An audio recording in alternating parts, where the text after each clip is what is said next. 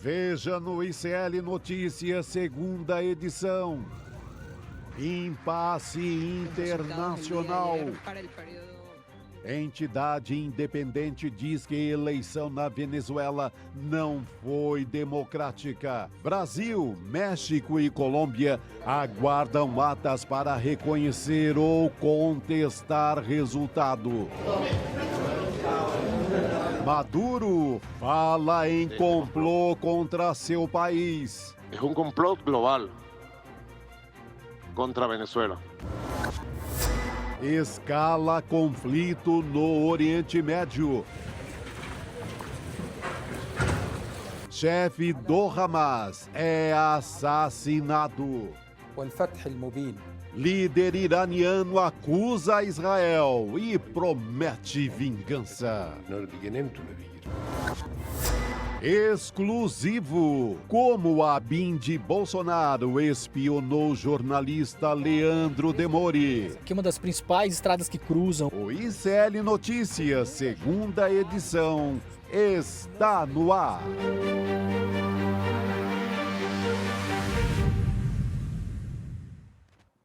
Olá, boa noite, seja muito bem-vindo, seja muito bem-vinda. ICL Notícias, segunda edição, está no ar. Estamos ao vivo agora nos canais do Instituto Conhecimento Liberta e Eduardo Moreira no YouTube e também pela Pop TV no Rio Grande do Sul.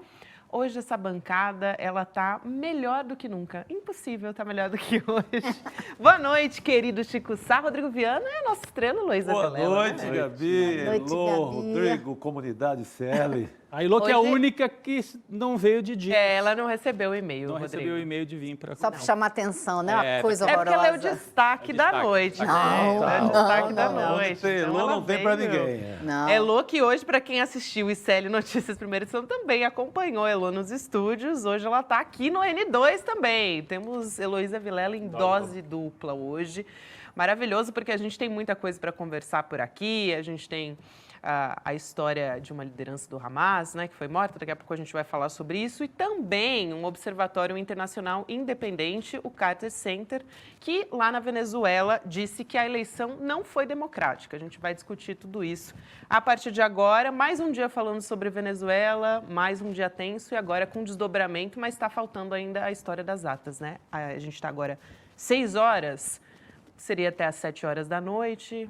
Vamos ver como é que vai se desenrolar isso, né, Lu? Vamos ver, é um prazo aí que muita gente diz que não é assim, preto no branco, é mais ou menos um prazo, mas que teria um mês, não está na lei, né? Mas, de qualquer forma, é o que vários países estão pedindo e é o que a gente disse aqui no outro dia, né? Pedindo a Venezuela para ajudar quem quer ajudar a Venezuela e divulgar esses dados para que fique claro qual foi o resultado das urnas.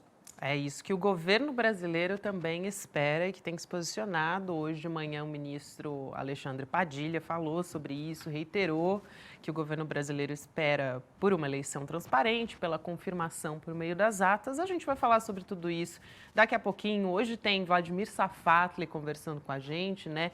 Professor de filosofia, também analisa muito o cenário político brasileiro e também na América Latina. A gente vai falar também com a Maurícia Chamorro, né, Rodrigo, que é também especialista, né, analista de política, especialista em América Latina. Sim. E a gente vai começar por esse olhar, realmente, né? Vamos começar. Eu queria só trazer uma frase aqui na abertura, antes de falar da Venezuela. Uma frase aqui para vocês. Cheirei e vi coisas que é melhor não pensar muito. Cheirei e vi coisas que é melhor não Quem pensar disse muito. essa frase, Chico Quem Sá? disse essa frase, Chico? Algum político, não? Olha, eu votaria num político mineiro. Mineiro. Pois é, eu fiquei pensando quando eu li a manchete. Por conta do folclore, não estou afirmando. Até porque tem uma marchinha de carnaval com isso, né? Exatamente, eu não estou afirmando, não posso afirmar com categoria ali, mas o folclore político nacional diz que é um político mineiro. Mas sabe, gente, eu também pensei, mas é um triatleta falando sobre o Rio Sena hoje. Quer dizer, a França é uma Olimpíada que tem muita coisa bonita, mas está dando vexame em algumas áreas, né? Eu vou chamar esse rapaz para ele passar aqui perto do Tietê. Do Tietê para Está ver. reclamando do Senna? Foi o triatleta belga Julien Vermeulen que disse que viu coisas inacreditáveis enquanto participava da prova no Rio Sena. Há um dia na Olimpíada hoje que os brasileiros sofreram, e as brasileiras sofreram algumas derrotas, mas teve a classificação chorada no futebol feminino e teve a Bia, A nossa boxeadora, a Bia Ferreira, foi para a semifinal, já tem pelo menos medalha de bronze. Então, só para fazer um resuminho de Olimpíada. Não, Mais um bronze salvação- garantido. Nem tudo salvação está do perdido, futebol. então. A salvação do futebol eu gostei muito, porque senão ia ficar muito em cima da Marta essa coisa da desclassificação, né? Pois é. Ela foi expulsa no final do primeiro tempo, então, muito bom. No milagre, mas passou. Passou. E elas Na têm mais uma bacia chance das ainda. almas, né? É, Quartas vacila, agora, não. né? Agora elas ficaram entre as 8, classificaram em terceiro. Só 2 terceiros lugares classificavam. E aí elas classificaram como uma das melhores terceiras. Boa. O nosso espírito olímpico está vivíssimo. Tem que ter uma pitadinha aí. Tem que ter. Aliás, então eu vou aqui para o telão. Vamos nessa. Só se Rodrigo. fala de Olimpíada e de Venezuela. Aqui, inclusive. Aqui, inclusive, no noticiário, na redação, todo mundo. Só se fala de Olimpíada e Venezuela. Enquanto isso, há um movimento quase silencioso na economia brasileira, envolvendo emprego, melhoria do quadro de emprego e consumo. Melhoria também, aumento do consumo na sociedade brasileira. Enquanto fica todo mundo berrando que está tudo errado, que vai dar tudo errado, o desemprego cai e o consumo cresce. Notícia de hoje, CNN. Desemprego cai para 6,9% no trimestre encerrado em junho, o menor nível para o período desde 2014, segundo o IBGE. 2014, quem é que estava no poder mesmo? Dilma Rousseff. Foi o auge do emprego. Alguns chegavam a falar em pleno emprego. Acho que nós não estamos lá. A situação não é também assim a 8ª maravilha do mundo, alguns empregos gerados, mas com alguma precariedade. Mas, gente, além da estatística, que é boa, então a gente retoma os níveis de emprego de 2014, tem histórias. Nas últimas 2 semanas eu ouvi 4 histórias. 2 pessoas que estavam sem emprego, trabalhando na base da precariedade e conseguiram emprego com carteira assinada. 2 pessoas conhecidas que me contaram, né? Olha, o fulano, meu parente, conseguiu emprego. A outra também conseguiu emprego. E outros 2 casos de pessoas que estavam empregadas e, apesar de terem bons empregos, optaram por ir para outro lugar, porque receberam propostas. Então, o mercado de trabalho está ganhando um certo dinamismo e isso se reflete aqui, na estatística. 6,9% na taxa de desemprego. Esse é um sinal. Outro sinal, que aí entra para o folclore de como é que a imprensa brasileira cobre quando você tem bons sinais no emprego ou no consumo. Vamos trazer a manchete aqui do UOL sobre venda de carro. Nunca se vendeu tanto carro usado no Brasil. Olha como é que eles anunciam. UOL. Por que a venda de carros usados está bombando e isso é preocupante? Não entendi um pouco. E isso é preocupante. É mais ou menos o Campos Neto. Olha, estamos preocupados porque pessoas estão tendo emprego. Isso vai gerar inflação, é péssimo. Vai complicar, Vai hein? complicar, as pessoas vão ter dinheiro para comprar comida, isso complica muito. Então, o que está acontecendo aqui? Venda de carros usados bombando. A matéria traz aqui os números, quem se interessar depois pode ir atrás dos detalhes. E aí, tudo bem, a repórter até destaca, é preocupante pelo lado ambiental, porque daí qual que é o entendimento? Está vendendo, claro, gente, carro usado não tem tecnologia de carro zero. Então, os carros mais antigos, com 10, 12 anos de uso, não tem tanto controle de poluição, então é preocupante nesse sentido. Mas eu até acho, eu não quero também, né, pegar no pé da colunista, que às vezes estava fazendo o trabalho dela, cobre a área de carro. Né? É a manchete. Então, Mas a manchete. para você achar que é só uma coisa isolada, eu vou ler outra aqui do Valor. Caged surpreende com mais de 200 mil vagas. É o tal do fator surpresa, que nunca é Lula, mas na linha fina, naquele anunciado embaixo. Para economistas, emprego gera expectativa de PIB maior, mas mantém alerta sobre inflação. Sempre tem um mais. Sempre. Se for Lula, tem um mais. Tem É sempre um novo mais. manual de redação da imprensa brasileira. É Lula, tem um mais. Vender o carro é preocupante. Eu fico me perguntando, quando venderam esses mesmos carros zero, alguém comprou. E aí também poluía. Só que daí quem comprava era gente que era rica, né? Naquela época que compraram. Aí não tinha problema. Agora que esses carros ficaram usados, e aí o sujeito da classe média baixa, o brasileiro que... Lembram em 2012, 13, 14, que as pessoas falavam, nossa, agora o pedreiro anda de carro. É. Eu tive ouvi essa história. Nossa, foi trabalhar na minha casa de carro. Eu falei, tá bom, e aí? Melhor, ele pôde carregar o material dele todo no carro dele e tal, né? Não, mas isso aí é um problema. Né? O trânsito fica terrível, fica horrível. Então é o seguinte, é o pobre andando de Na vez avião. do cara, o trânsito fica uma horrível. desgraça, né? E aí o carro que o rico já não quer, o pobre quer comprar. Às vezes o primeiro carro, ou para dar para o filho, não sei, classe média baixa, classe trabalhadora que está conseguindo voltar a botar a cabeça para fora da água. É só isso que está acontecendo. Está melhorando um pouquinho. E quando a gente traz esses exemplos, é para dizer o seguinte, desconfiem, né, de tudo que é campanha que vem dessa mídia tradicional no Brasil. O Lula falou demais, o dólar explodiu, crise, os juros precisam subir, crise fiscal, vai dar tudo errado. É um jornalismo de campanha e é por isso que eu desconfio também quando ficam nessa campanha. A Venezuela são os demônios na terra, o Maduro é o demônio na terra. Vamos fazer a crítica do governo Maduro, como todo mundo tem que fazer, etc. Mas por que não falaram nada sobre o caso da política peruana? No Peru foi eleito um presidente, Pedro Castilho, e ele foi derrubado num golpe parlamentar e foi preso, porque tinha minoria, ficou em minoria, e ele era antiliberal, não era neoliberal. No lugar dele assumiu a Dina Boluarte, nós temos imagens aqui do Pedro Castilho, presidente peruano, que foi derrubado, professor do interior lá, ligado aos indígenas. Olha, ele tinha essa cara aqui, sabe? Tinha cara de indígena, aí não é legal, a elite peruana não topou, derrubou, colocou no lugar a Dina Boluarte, que está lá como presidenta, e que está fazendo um governo que é o oposto do programa que foi eleito. E ninguém aí falou que é ditadura. Ela está lá. Não tem eleição, não tem nada. Aí não é ditadura. Outro caso que ninguém falou, Equador. O presidente do Equador, que é de extrema-direita, mandou invadir a Embaixada do México, que é um território inviolável, para prender um opositor. Aí não é ditadura. Você não ouviu uma campanha dizendo que o Equador, o Peru, estão com governos autoritários, autocráticos, ditatoriais. Não tem. Então, desconfie dessas campanhas, né? Eu fico desconfiado quando ouço essa campanha que não para em relação à Venezuela, por exemplo. Mas, dito isso, feitas essas ressalvas, vamos olhar para a situação da Venezuela e constatar que a situação do governo Nicolás Maduro vai ficando cada vez mais delicada. Porque no começo a oposição denunciou fraude, já falavam de fraude antes da eleição, no dia da eleição, depois da eleição. Mas a oposição falou fraude, aí a gente, a oposição, sempre falam isso, então não dá para acreditar só na oposição. Gente, agora já estamos falando da Venezuela, certo? Estamos falando da Venezuela. Na Venezuela, a oposição grita fraude, aí a gente, não, só a oposição não. A OEA, Organização dos Estados Americanos, Heloísa. Não dá para confiar. Só na OEA, não, porque golpista, a OEA... Golpista. Quando teve golpe na Bolívia, eles ficaram do lado do golpe. É. Então, só a OEA também não vamos acreditar. Aí vem o Carter Center. Aí a gente já começa a ficar sem dúvida, porque é um organismo dos Estados Unidos, mantido pelo ex-presidente Jimmy Carter e tal.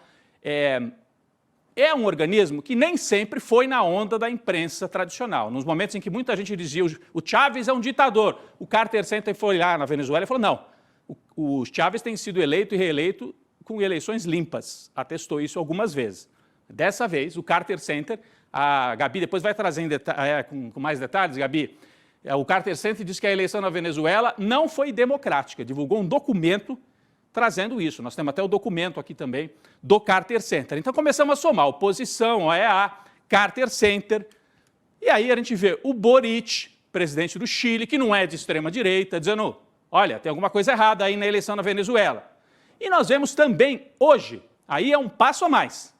O Brasil e o México e a Colômbia já vinham dizendo, mostrem as atas, e as atas não aparecem, o detalhamento que a gente está chamando, né, da eleição não aparece.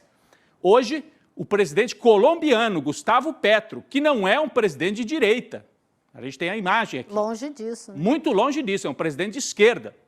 Ele diz, as graves dúvidas que se estabelecem em torno do processo eleitoral venezuelano podem levar o seu povo a uma profunda polarização com graves consequências de divisão. Ele pede, ele convida, ele fala, eu convido o governo venezuelano a permitir que as eleições terminem em paz, permitindo um escrutínio transparente com a contagem dos votos, atas e com a observação de todas as forças políticas do país e também a observação internacional profissional. Ou seja, o Petro está levantando dúvidas séria sobre o que aconteceu na Venezuela. Depois, na segunda parte, eu não vou ler inteiro, porque Com muita educação, com muito jeito, mas tá. Mas tá. Aí, ele também diz, solicita ao governo dos Estados Unidos suspender os bloqueios e as decisões contra os cidadãos venezuelanos. O bloqueio é uma medida desumana que traz mais fome e mais violência. Então ele critica, cobra o governo da Venezuela, mas cobra também o governo dos Estados Unidos. E diz que a situação atual do mundo, onde se rompe o direito internacional, é muito grave. Ele até cita, tem uma passagem, eu não vou ler tudo aqui, mas ele cita o Bolívar, o Simão Bolívar, o Petro, para dizer, o Bolívar defendia, temos que nos inspirar em Bolívar e tal, que o Bolívar também é o grande personagem na Venezuela e na Colômbia. Em nome de Bolívar, vamos retomar a democracia na Venezuela. Então, gente, a situação vai se complicando. Muita gente estava trabalhando com esse prazo das 72 horas, que vence agora, para apresentar o detalhamento das urnas. Por enquanto não apareceram, e me parece que não vão aparecer. Agora já estão falando que a Venezuela, não, é até um mês, pode mostrar os papéis. Olha, vai ficando numa situação de isolamento e muito delicada a situação do Nicolás Maduro por não trazer com mais transparência os resultados detalhados desta eleição. Então não é mais a oposição, não é mais a OEA, é uma série de entes e agentes políticos na Venezuela e fora dizendo há alguma coisa errada. O processo precisa ter mais transparência. E eu acho que a gente tem que ir, fazendo todas as ressalvas sobre a oposição golpista na Venezuela, dizer que o Maduro está num caminho delicado e num caminho em que ele não vai encontrar apoio mais de Colômbia, Brasil e México. Colômbia, Brasil e México estão numa posição muito decidida. Tem que mostrar o detalhe para a gente saber se a eleição foi limpa ou não. E o Biden ontem conversou com o Lula e fechou com essa mesma posição. Os Estados Unidos até não estão naquela posição mais dura, de desconhecer tudo. Estamos aguardando, mas vai chegar uma hora que esse prazo vai acabar e não se pode, senão daqui a pouco vai repetir os bolsonaristas. Só mais 72 horas e aí vai ter só mais 72 horas. Não, gente. Eleição mostra o resultado em detalhe. Isso é assim no mundo inteiro, onde há eleições com o mínimo de possibilidade de você aferir o resultado. Se o Maduro apostar nisso, vai apostar num isolamento grande aqui na América do Sul. Ele já tem a oposição de Argentina, Chile, Equador, Peru, Uruguai e agora tem a ressalva, a dúvida de México. México não é na América do Sul, na América Latina, mas tem a ressalva de Colômbia, Brasil e do México, que é o segundo país da América Latina. Então, situação de bastante isolamento político do Nicolás Maduro. Nós vamos retomar daqui a pouco isso com dois convidados super importantes. A Gabi já citou aqui, o Vladimir Safatli e o Amaury Chamorro. Os dois conhecem bastante a história e o que envolve essa disputa na Venezuela. Antes da gente voltar para os nossos temas aqui, lembrar que depois do ICL Notícias segunda edição, você está convidado hoje às 8 horas da noite, a última chance para assistir o replay de Hackeando o Sistema, sobre o curso Empreendedor Mestre. Está aqui na tela, olha. Empreendedor Mestre é um replay especial de Hackeando o Sistema, a aula mais subversiva de Eduardo Moreira sobre negócios, ambiente de negócios. É a chance de você entrar e aprender muita coisa, nesse universo com o Eduardo Moreira. Para assistir, icln2.com.br. Está aqui na tela, olha. icln2.com.br e você acompanha replay especial. O nosso programa acaba às 7h30, 8 da noite, vocês ficam com Edu Moreira e Hackeando o Sistema. Gabi. Inclusive, se você, para quem está nos acompanhando, Para quem está nos acompanhando, pode ficar no mesmo link. Aqui que está assistindo o ICL Notícias segunda edição, vai começar uma contagem ali de 30 minutos. É o tempo, de jantar, de repente, tomar um café da tarde, um café da noite, dependendo, Quem é de café, quem é de jantar, e volta para cá às 8 horas da noite para poder assistir, mas tem que garantir a vaga, ainda dá tempo, icln2.com.br para assistir essa aula. Gente, a gente estava conversando agora sobre Venezuela, mas tem um assunto muito importante aqui no Brasil também, que foi uma publicação hoje, uma apuração da Juliana Dalpiva, da coluna dela, junto com o Igor Melo, que é nosso repórter, os dois aqui do ICL. A gente vai voltar a falar da ABIN de Bolsonaro. A gente descobriu que o nosso jornalista Leandro Demore, que você conhece aqui, foi um dos alvos desse esquema. Ele já está aqui para conversar com a gente melhor sobre essa história, ajudar a gente a entender melhor. Demore, boa noite para você, querido. Chega mais aqui. Boa noite, casa cheia. Ô, Elo, eu queria falar hoje de manhã, mas a gente não se encontrou. Que casaco é esse, hein? Você viu, Demore? Esse casaco fala português, será, Demore? Fala português esse casaco?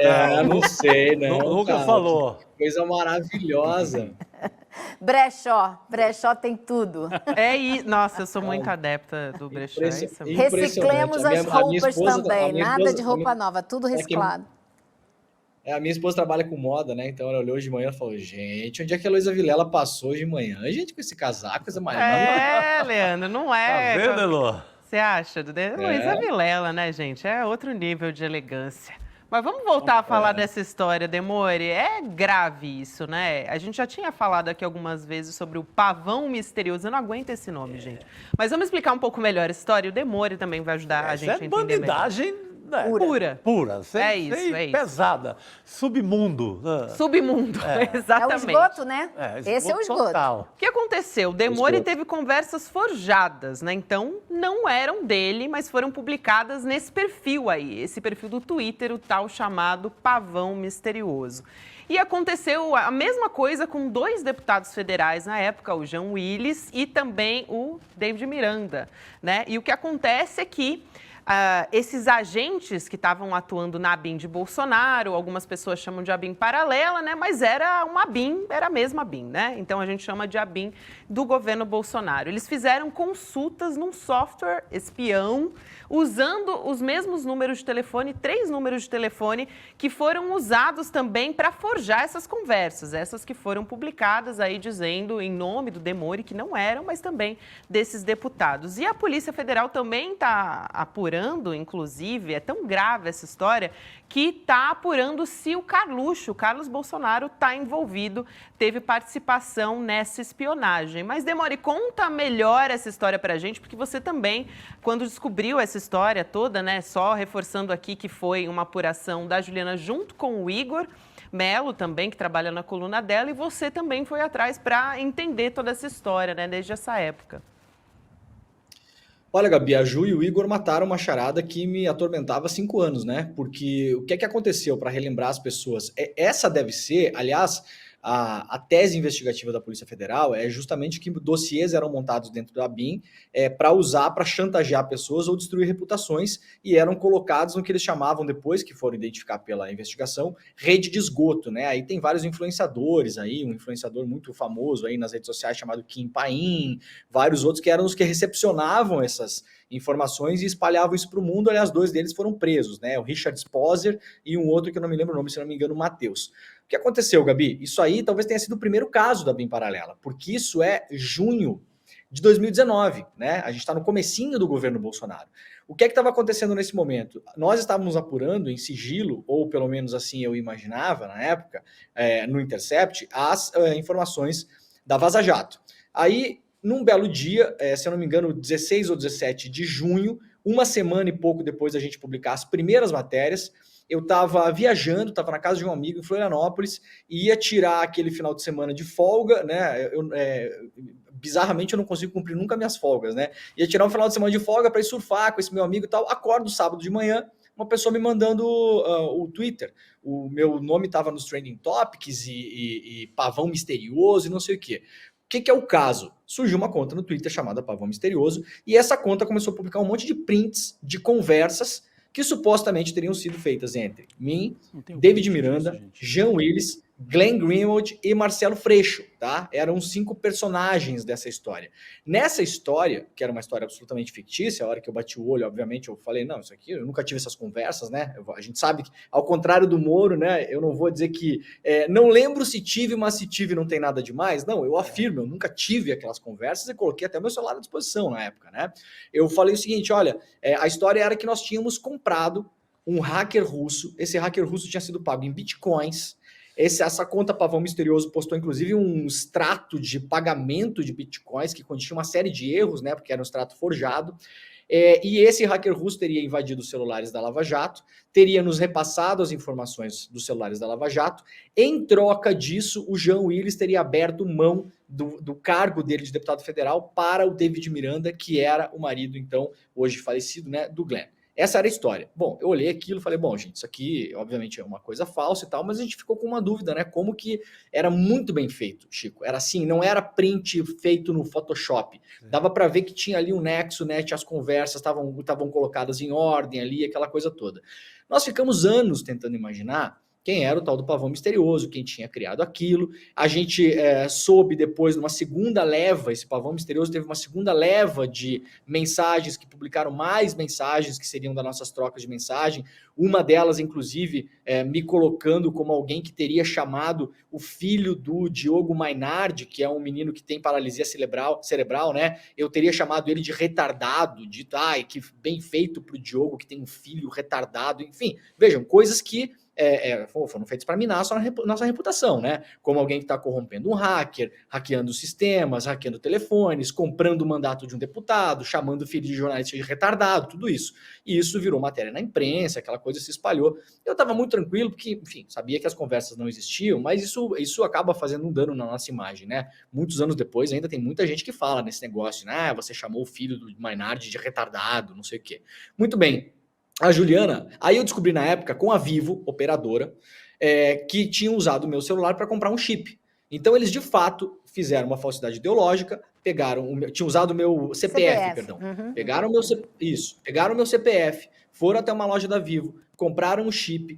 Eu consegui descobrir na época também que quando você compra um chip, eu não sei se ainda é assim, você pode usar ele por umas horas até que você confirme os seus dados. Então eles usaram rapidamente naquelas horas e depois a Vivo informou que o número foi cancelado.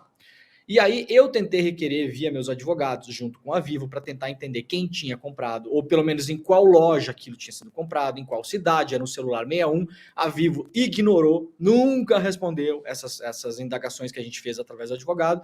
E agora a Juliana e o Igor, através da apuração deles, mataram a charada, Gabi. O caso é o seguinte... importante as datas, tá? 9 de junho de 2019, no final da tarde, um domingo, nós publicamos as primeiras 3 reportagens da série da Vaza Jato e um editorial explicando por que estávamos publicando.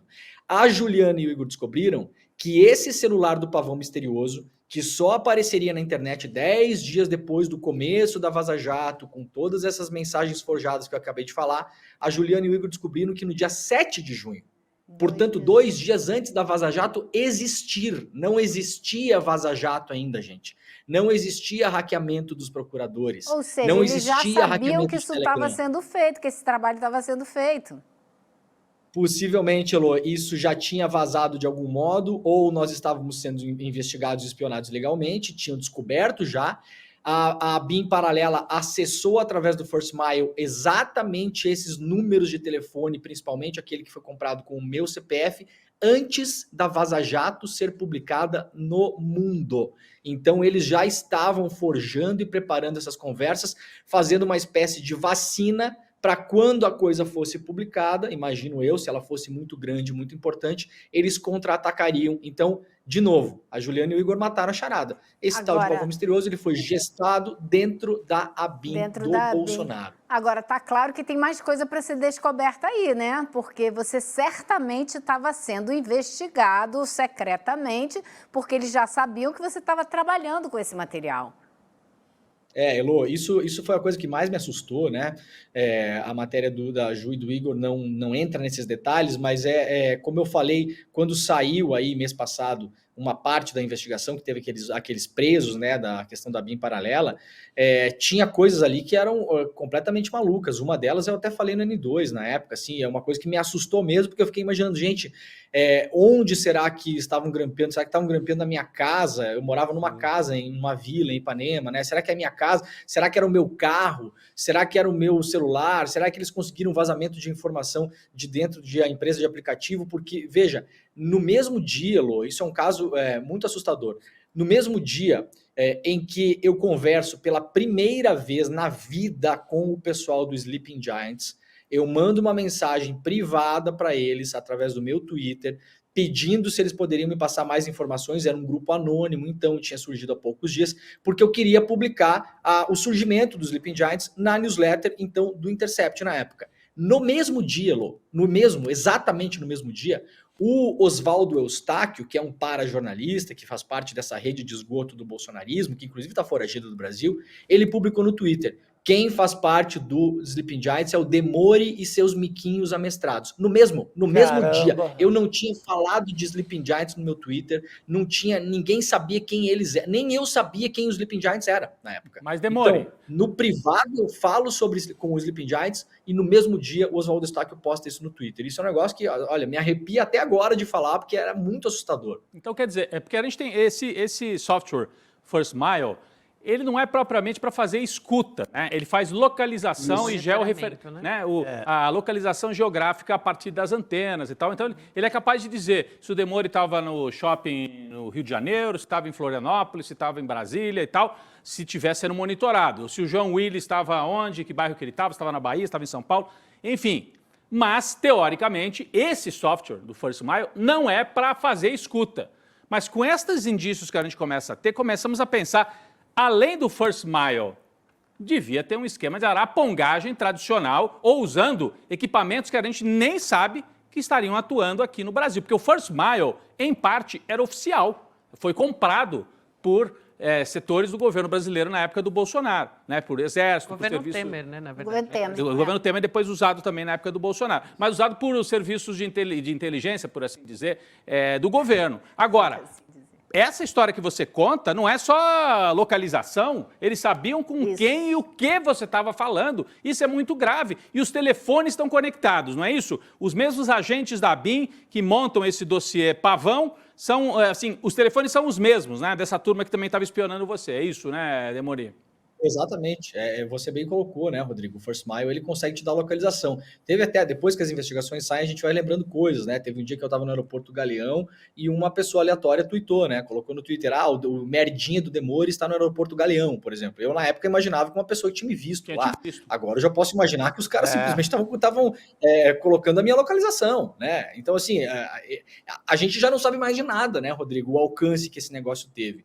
Então, eu posso imaginar que eles poderiam estar ou usando outros softwares para fazer monitoramento de informações, para receptar informações mesmo, ou poderiam grampear locais físicos, que acontece muito. Eu posso imaginar que poderiam estar grampeando o meu carro, a minha casa, que era uma casa de mais ou menos fácil acesso, né? Era uma casa, numa vila, não era um apartamento com portaria e tal, né? Era uma coisa que não era muito difícil. Até na época a gente fez uma avaliação de segurança, que seria importante eu me mudar daquela casa, e um tempo depois, durante a Covid, realmente eu me mudei, fui para um apartamento com portaria 24 horas, né? Eu andava durante muitos anos, eu andei com segurança, inclusive segurança armada, né? Mais de 3 anos, com vários seguranças, fazendo rotatividade de segurança. E eu nunca fui um cara de me expor muito, assim, mesmo no auge, né, da Vaza Jato, os meus colegas brincavam muito, né, Lô, pô, se você for para praça, não sei o quê, no Rio de Janeiro, vão fazer uma estátua sua, não sei o quê, mas eu nunca fui muito de sair, de ficar, então, nem muitas conversas públicas para alguém ouvir de orelhada, sabe, Rodrigo? O cara ouviu falando num bar sobre isso, nem isso, a minha vida é uma chatice imensa, acho que os caras ficaram até decepcionados em me investigar, né? Então, eu não consigo imaginar exatamente como, ou as informações podem ter vazado de pessoas próximas a mim, ou pessoas que em algum momento passaram por mim, trabalharam comigo, eu não sei, sinceramente, Rodrigo, há muitos pontos em branco ainda, né, tá num voo cego nessa história. Agora, o que eu sei hoje e que me deixou até, como eu falei para a Ju, né, ela falou, pô, imagino como é a sensação que você deve estar sentindo, né, em relação a isso. Eu falei, cara, é uma sensação de, pô, você ser vigiado é um negócio muito esquisito, cara, você fica imaginando o que vigiaram, o que viram, o que pegaram, o que tem nesse arquivo da BIM paralela, sabe? Então, assim, a ver como essa investigação vai caminhar a partir de agora, né? Eu acho que ela é isso, né? Desvela-se uma pontinha, tem um novelo todo para ser puxado. Agora, ao mesmo tempo que é muito aflitivo, eu tenho certeza dessa aflição que você sente, por outro lado, também confirma várias dúvidas, várias incertezas, né? Você desconfiava que isso podia estar acontecendo e a coisa vai se confirmando. Então, isso também deve te dar uma garantia de que eu não sou louco, eu sei que a coisa estava acontecendo, né? É isso aí, exatamente. Isso, Alô. Sabe que aconteceu umas situações com a gente, né, entre família, assim, que foi até as decisões que nos levaram a tomar a decisão de reforçar a nossa segurança. Até no livro sobre a Vaza Jato, que foi um livro editado pelo Intercept alguns anos atrás, que tem os bastidores de como foi feita a Vaza Jato e tal, teve alguns momentos que a gente até teve que sumir, né, durante um tempo, assim, teve que ir para lugares que não eram conhecidos na época, porque a gente tinha realmente muito medo de ser preso junto com o Walter Delgatti, né? A gente sabia que isso poderia acontecer e teve alguns momentos, a minha esposa ela é muito mais atenta a isso, que ela notou que ela estava sendo filmada ou fotografada na rua, né? Em 3 momentos especial. E um deles, em particular, um dia que a gente estava saindo de casa, que um morador de rua, desses que tem esses carrinhos de lixo reciclável, estava parado na frente da nossa casa, se não me engano era um sábado de manhã, um dia muito... qualquer dia, assim, e essa pessoa, a minha esposa falou, olha, ele tá nos filmando, né, e eu olhei e falei, caramba, como assim tem um morador de rua, assim, um morador de rua mesmo, assim, né, uma pessoa num estado, assim, de umas roupas não estavam, né, bem maltrapilho, assim, puxando aqueles carrinhos de catar latinha, nos filmando, na saída da nossa casa, e aí chega um ponto que você começa a parecer maluco, se você conta para alguns amigos, as pessoas muitas vezes acham que você está exagerando, que você viu coisas, se você expõe isso publicamente, muita gente vai dizer que você está inventando, que você está querendo achar que você é muito importante para isso estar acontecendo, ou que você quer não sei o quê, não sei o quê. Bom, graças a Deus agora, e ao jornalismo, na verdade, da Juliana e do Igor, a gente consegue imaginar agora, entender que não era maluquice, né? Você não é paranoico, Demore, com certeza. Não. E eu quero deixar, né, aproveitar aqui, a gente vai se despedir do Demore, mas também deixar a nossa solidariedade para além de uma violência institucionalizada, né? É assustador, a palavra é assustadora. É muito assustador. Relatando agora, vejo o susto que pode ter sido isso, é loucura. Horrível. Então, nossa solidariedade, né, acima de tudo. Muito importante, claro, a gente ter a Juliana, o Igor terem feito essa apuração, mas para além disso, a nossa solidariedade também, porque é realmente assustador. Né? Exatamente. E a gente chega à conclusão, porque falaram muito do pavão misterioso, às vezes é uma coisa folclórica, do Carluxo. Não, uma máquina pesada. Máquina.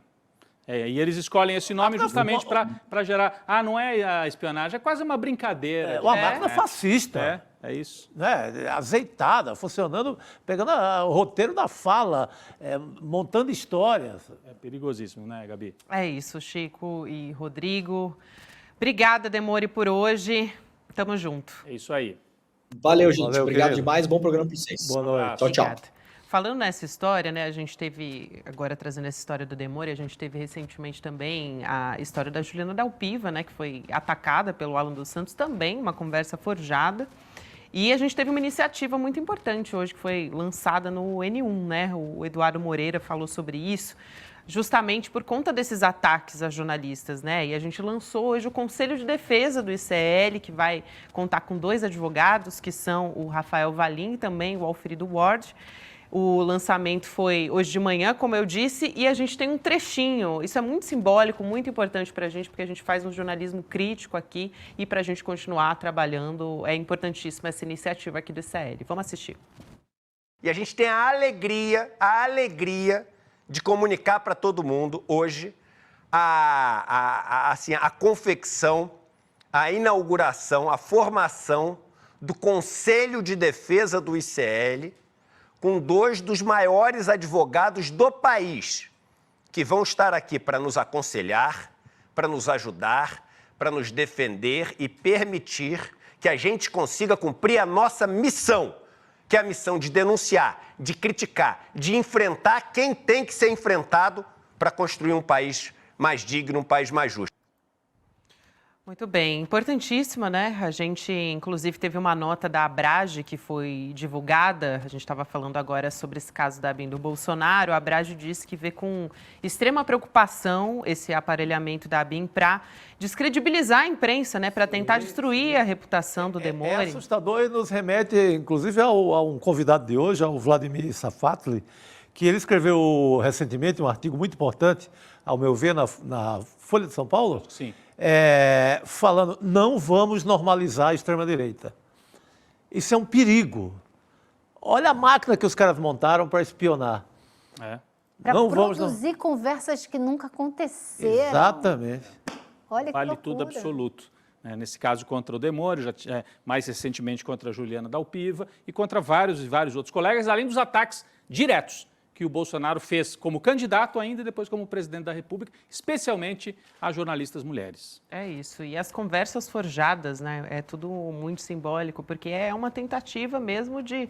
O Demório diz que até hoje falam com ele como se ele tivesse feito essa afirmação, né, sobre o filho de um outro Eu lembro jornalista. dessas matérias, eram bem montadas. baixo mesmo. E aquela matéria com recibo, com facsímile do pagamento que tinha sido feito com criptomoedas, assim, é muito bem montado. Daí a importância desse Conselho de Defesa, que o Eduardo Moreira anunciou hoje, com a participação do Rafael Valim e do Valfrido Vardi, 2 dos maiores advogados do Brasil, né? Importantíssimo, que se somam aqui a esse esforço de dar garantias, até jurídicas, apoio jurídico para a equipe do ICL. O que eu aproveito para dizer, acorda Paulo Gonet, acorda, doutor Gonet, por favor. Os caras vão passar batido. Não pode. E num país que a gente tem casos de lawfare, né, gravíssimos, então a gente tem muito que bater nessa tecla. Que bom que o ICL está à frente disso também, muito bom trazer essa iniciativa aqui para vocês, compartilhar com vocês essa iniciativa.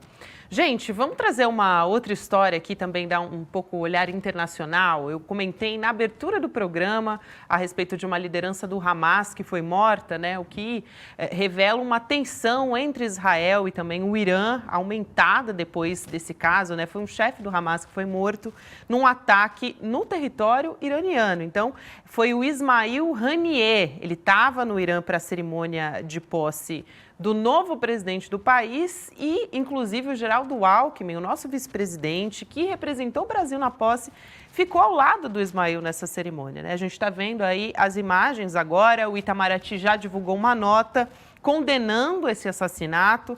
Israel, claro, não admitiu, né, diretamente a autoria do ataque, mas disse que o primeiro-ministro, na verdade, o Benjamin Netanyahu, ele foi a público hoje para dizer que os israelenses deram golpes esmagadores, aqui eu estou dizendo entre aspas as palavras do Netanyahu, em aliados do Irã. O Netanyahu disse também que todos estão contra Israel, todos que estão vão pagar um preço alto. Foi essa afirmação, ou seja, fez uma ameaça, né?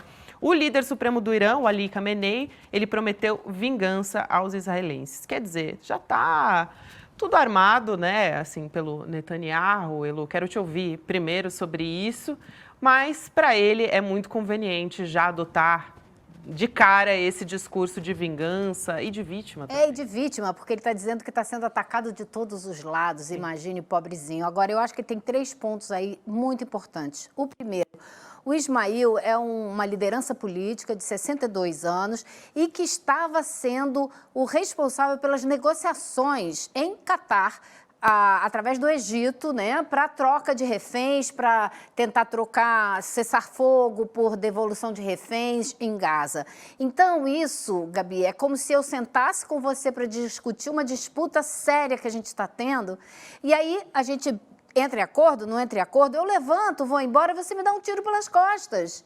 Eu sou responsável pela negociação e você me elimina. Então, isso em si já é um absurdo. O outro absurdo, ele foi assassinado em Teherã, capital do Irã, durante a posse do presidente do Irã. Uma situação onde a gente viu as imagens, né? Então, vários líderes mundiais estavam presentes, o Alckmin passou por ele, a gente tem a cena, eles tiveram muito próximos em alguns momentos. Ele não foi assassinado dentro da cerimônia, obviamente, mas você está em um momento em que o país está recebendo vários chefes de Estado, que já é outro problema diplomático seríssimo. Então, acho que isso tudo tem que entrar em consideração. E o terceiro ponto é o objetivo de Israel com isso. Não tem a menor dúvida, ouvi vários analistas falando hoje na imprensa mundial. O objetivo de Israel é trazer o Irã para dentro dessa guerra, para com isso trazer também os Estados Unidos. Se existe alguma vacilação, que até agora a gente não viu concretamente,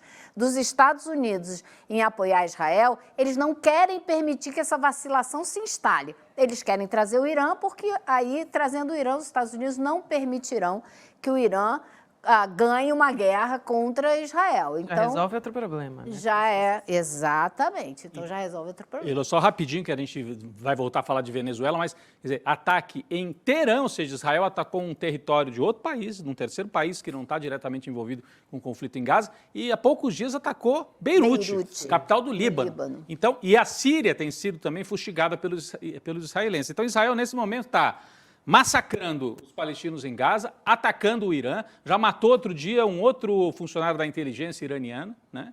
E agora o Líbano também. Então são múltiplos ataques e a escalada é isso que a Elo explicou aqui, né? Para chamar o Irã e os Estados Unidos aí para dentro da guerra. E rapidinho, né? Porque eu comentei aqui que ele disse que os israelenses deram golpes, né? A população lá de Israel quer que essa guerra acabe. Eles não querem continuar, quer dizer, o governo Netanyahu não tem apoio nenhum da população. Eu vi algumas pessoas em Israel reclamando muito desse ataque, agora também vi, porque você sabe que existe uma população de colonos, de fanáticos, e eu vi imagens de gente colocando a foto do Ismail comemorando loucamente. Então você também tem essa população aí radicalizada, né? É isso. Mas, em geral, as pesquisas, né, mostram uma falta de apoio ao Netanyahu. Sim. E ele sabe disso, né? Ele sabe. Por isso que a gente está vendo essas ações. Por isso que ele quer aí. mais guerra. Exatamente. Gente, lembrar você, Rodrigo falou aqui agora há pouco, mas hoje a gente vai ter o Empreendedor Mestre, essa primeira aula do curso do Empreendedor Mestre, um replay, foi no último domingo a aula, né? Muita gente estava assistindo a abertura das Olimpíadas, então a gente resolveu disponibilizar de novo. Vai ser agora, às 8 horas da noite, dá tempo de se inscrever ainda, hein, gente? Então, ó, o link é icln2.com.br para fazer essa inscrição, para assistir a aula, que é gratuita, esse replay que passou no último domingo. Gratuita, online, mas você tem que fazer a sua inscrição a partir de agora. Essa aula que é a Hackeando o Sistema do curso Empreendedor Mestre, que vai ser ministrada pelo Eduardo Moreira. Só ficar no link aqui que você acompanha às 8 da noite.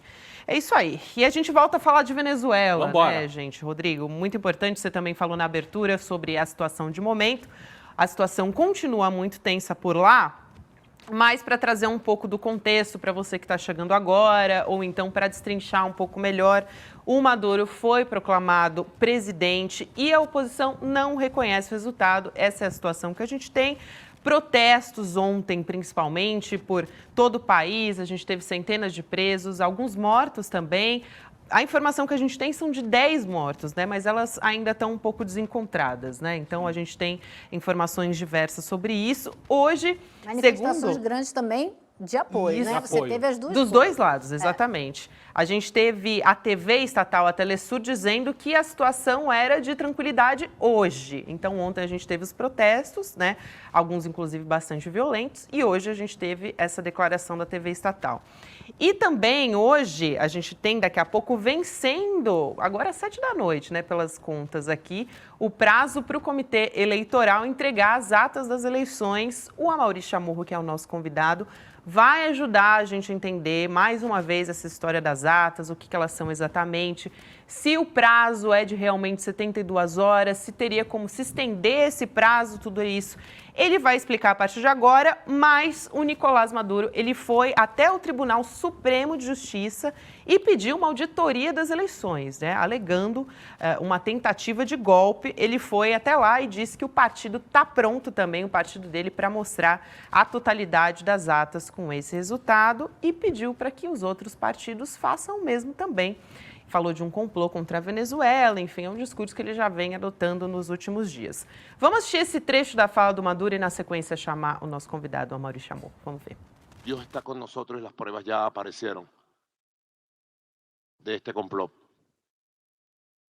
Es un complot global contra Venezuela. Que funcionen las leyes, que funcione el Estado. Y yo voy a seguir protegiendo al pueblo de Venezuela para que retome todas sus actividades, su trabajo en paz, prevalezca la paz. Y como decía el Libertador en aquella carta desde Trujillo, prevalezca la paz y triunfe la paz por el camino de la ley, de la legalidad, de la institucionalidad, de la democracia. Este es el ataque más criminal, con criminales que hemos vivido. A gente assistiu a fala do Nicolás Maduro, é importante dizer que depois dessa fala, ele está dando uma coletiva de imprensa até agora, ainda não acabou uma coletiva para a imprensa internacional. Vamos conversar com a Amaury Chamorro, que é analista político, especialista em América Latina. Amaury, prazer falar contigo mais uma vez, seja muito bem-vindo. Tudo bem, um prazer estar aqui novamente e um abraço a todas e todos que nos assistem. Prazer é todo nosso. Vamos começar então perguntando sobre a história das atas, porque daqui a pouco venceria, né? Chegaríamos nesse prazo das 72 horas. A gente consegue falar em postergar esse prazo? Seria legal? E também aproveito para te perguntar a respeito do Maduro, né, dizendo que recorreu ao Tribunal Supremo de Justiça, até porque o tribunal é chavista, né, composto pelo chavismo. Eu queria entender melhor essa situação com você, Amaury, por favor. Bom, a situação é o seguinte, para a gente entender o que são as atas, né? A eleição na Venezuela, ela acontece, é como se você fosse num caixa de banco, aí você você seleciona o candidato, o seu voto, sai um recibo, aí aquele papelzinho você confere que aquela pessoa que você votou está representada naquele papelzinho, daí você vai numa urna, aí você bota o papelzinho numa urna. Então você, ao momento de auditar a eleição, você audita tanto o sistema eletrônico, que é muito parecido ao brasileiro, que se carrega imediatamente a votação total do país, porém, você consegue controlar ou fazer uma auditoria na votação no papel, né? E como funciona essa votação no papel? Então, você abre a urna, onde tem os votos daquela mesa, e a abertura da urna você faz com a mesa presente, né, o presidente, o secretário da mesa, que são aquelas pessoas quando a gente vai votar que põe o nome, né, põe a digital e tal, e os delegados dos partidos que estão disputando. Então você conta, voto para 1, voto para 2, voto para 3 e tal.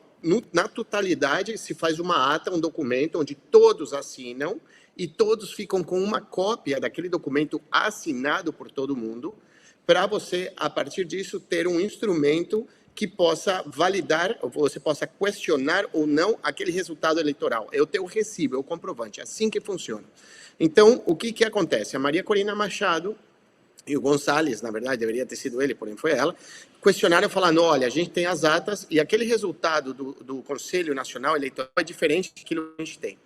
Então, o que acontece? O Conselho Nacional Eleitoral deu o CNI na Venezuela, ele deu um resultado porque ele contabiliza as atas do sistema eletrônico deles, porém, eles têm um prazo para sistematizar 100% das atas, tem assinatura de todas as pessoas, para a partir de você valida a eleição. Isso acontece em todos os países do mundo onde existe eleição no papel, que é quase todo mundo.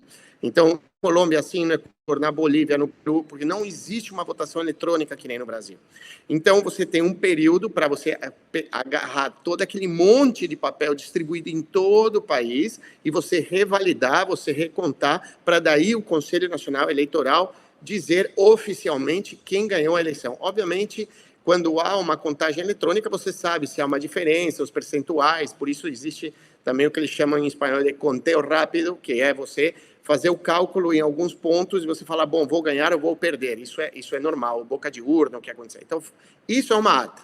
Então, o que acontece nesse momento agora? Como foi questionado o resultado, o presidente Nicolás Maduro, ele foi até o Tribunal Superior de Justiça, que é o nosso STF, né, no Brasil, é o proporcional do STF, porque acontece o seguinte, na Venezuela, como na maioria dos países da América Latina, existe o órgão em espanhol, né, a instituição que administra, que opera a eleição, que é o Conselho Nacional Eleitoral. Porém, se há uma disputa legal sobre o resultado ou sobre o processo, você tem que recorrer a uma instância judicial eleitoral, que seria como o nosso TSE. Então, não existe na Venezuela, quase nenhum país, na realidade, um tribunal de justiça que opere a eleição, né, que é o caso do TSE no Brasil.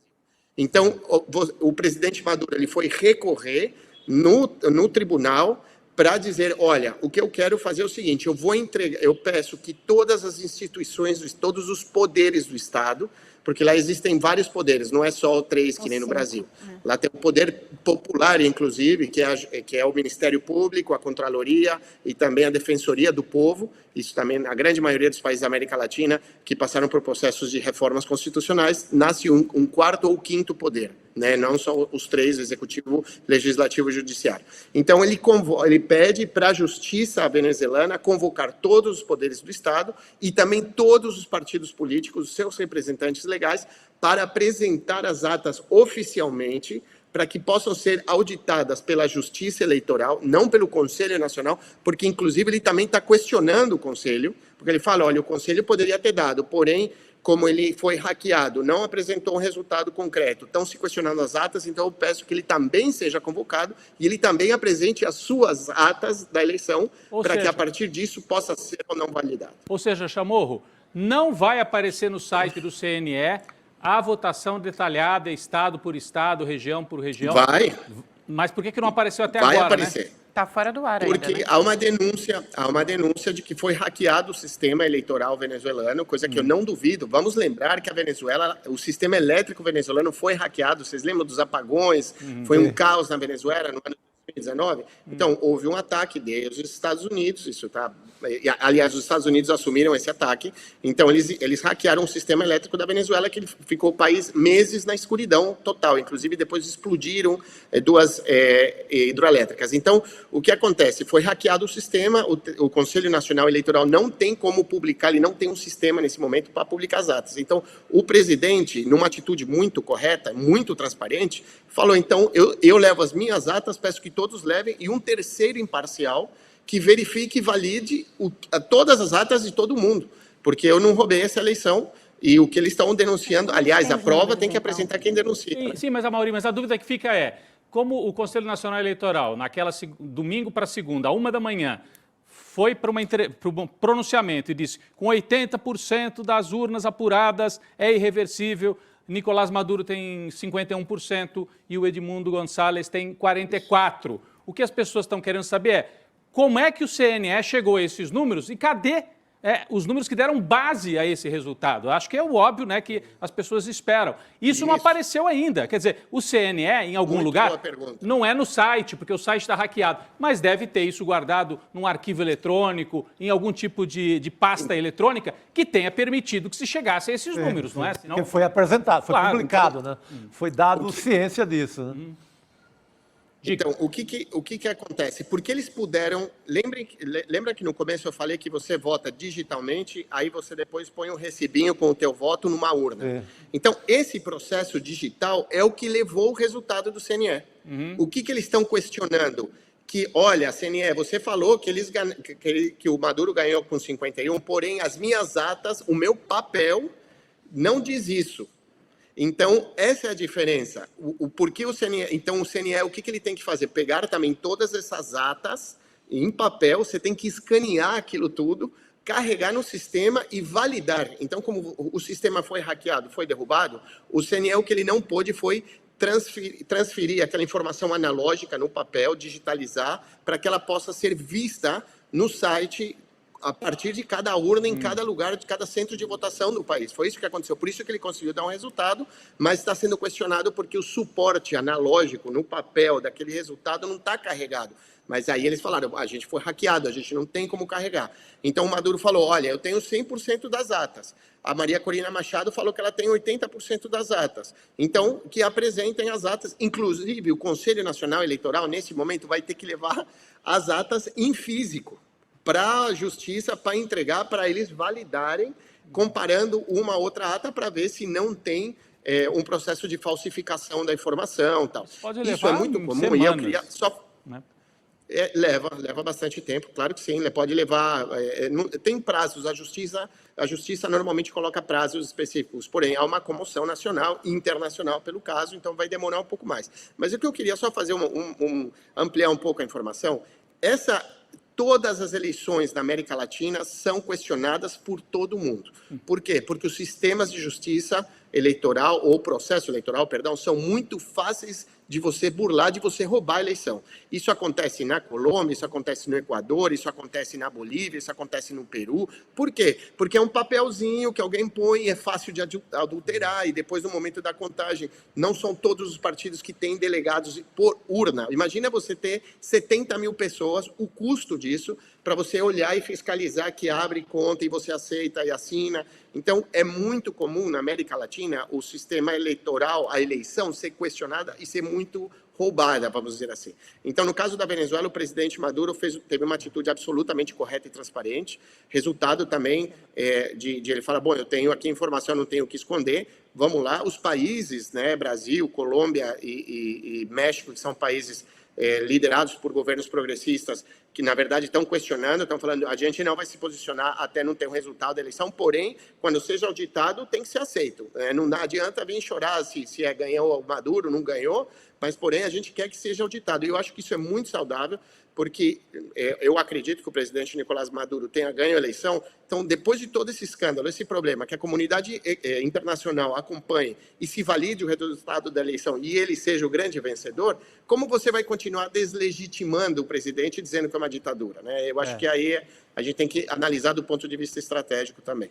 Eu queria só chamar aqui a nota do Carter Center, né, no Centro Carter, e na sequência, Elô, eu passo para você também poder fazer uma pergunta para o Chamorro. Mas teve o caso da OEA, né, a gente estava comentando.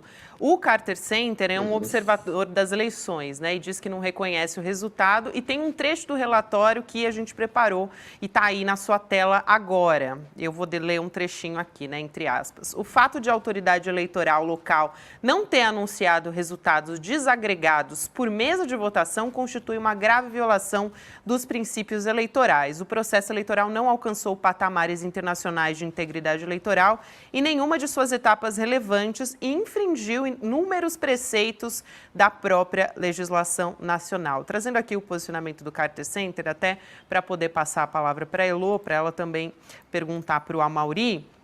Mas, basicamente, Elô, de manhã você estava falando sobre isso também, né? Antes a gente tinha a OEA, que era bastante questionável, a gente teve aquela questão, principalmente da Bolívia, acho que é a mais simbólica, de 2019, né? Que depois a OEA teve que vir a público e dizer, gente, não era bem assim, né? Então, agora a gente teve o Carter Center e um órgão, né, independente. Então, foi uma outra etapa dessa história. Vou passar agora a palavra para você. Minha pergunta para a Amaury seria a seguinte, Amaury. O Carter Center, até que ponto ele é totalmente independente? Até que ponto a gente pode considerá-lo assim, sendo que ele vem de um governo dos Estados Unidos que interfere em tudo na América Latina? E, por outro lado, a gente está vendo uma posição bem mais amena do presidente Joe Biden, cautelosa, alinhada com o Brasil. Me parece que o governo dos Estados Unidos hoje, a figura do presidente Biden, não tem o menor interesse em ver governos fascistas de extrema-direita no poder, porque ele ficou muito assustado com o que aconteceu nos Estados Unidos com Donald Trump. Mas a gente não sabe se outras áreas do Estado norte-americano, dos Estados Unidos, pode estar por trás desse hackeamento. Quem teria hackeado, né, o sistema eleitoral venezuelano? Dá para a gente acreditar que houve um hackeamento? Sem dúvida alguma, a gente pode acreditar que que alguém hackeou isso. Isso é normal, isso acontece, são sistemas de países em via de desenvolvimento. Se hackers conseguem hackear a NASA, você imagina que não seja fácil hackear o sistema do Conselho Nacional Eleitoral da Venezuela. Então, primeiro, sim, eu acredito que possa ter sido hackeado, sim. A gente já viu o exemplo, como eu falei, da questão do sistema elétrico venezuelano. A primeira resposta é essa. Segunda, eu acredito, o Centro Carter é um centro muito respeitado mundialmente, porém é um centro que recebe financiamento do Estado dos Estados Unidos, né?